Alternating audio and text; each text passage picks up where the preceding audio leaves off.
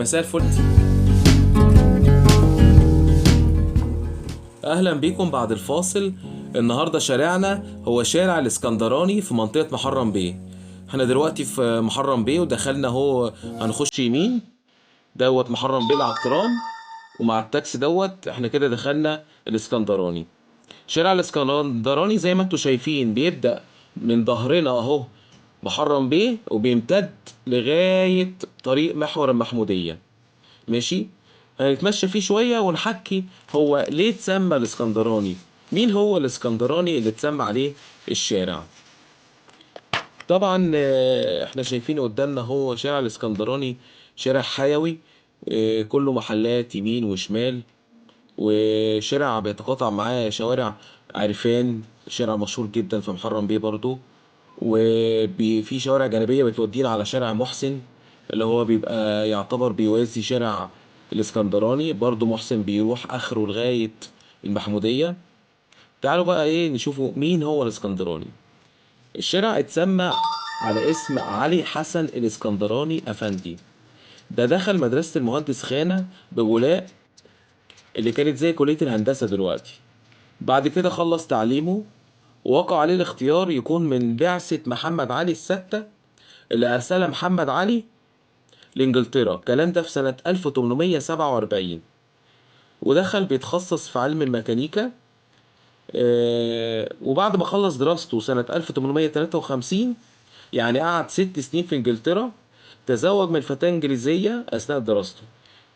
بعد ما خلص بدأ حياته العملية. كان بيشتغل في وظيفة ديوان عموم السكة الحديد زي يعني هيئة السكة الحديد دلوقتي. واتنقل بعد كده لقسم حركة المرور، ووظيفة وكيل محطة بركة السبع بتاعة القطر، أو يعني ناظر محطة بركة السبع.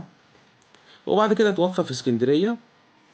ومن الطريف قوي إن هو قد يعني كان طلق مراته الإنجليزية قبل وفاته. ولما رجع لإنجلترا، لما هي رجعت لإنجلترا مراته، كان عندها ثروة كبيرة قوي. فلما توفت كتبت وصية ان هو يبقى ليه 10,000 جنيه. طبعا وقتها 10,000 جنيه دي كانت ثروة كبيرة جدا. فطبعا هما كانوا قعدوا يدوروا عليه، بس هو كان توفى بقى، فما كانش ليه نصيب في ال10,000 جنيه.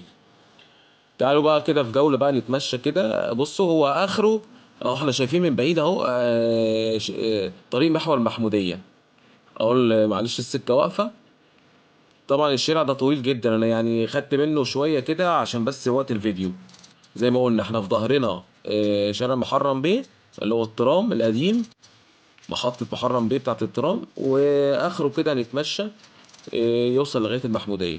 طبعا التاكسي اللي داخل يمين ده، الشوارع دي بتودي بقى ايه على محسن وعلى راغب، وعلى منطقة غربال، قصدي منطقة غربال.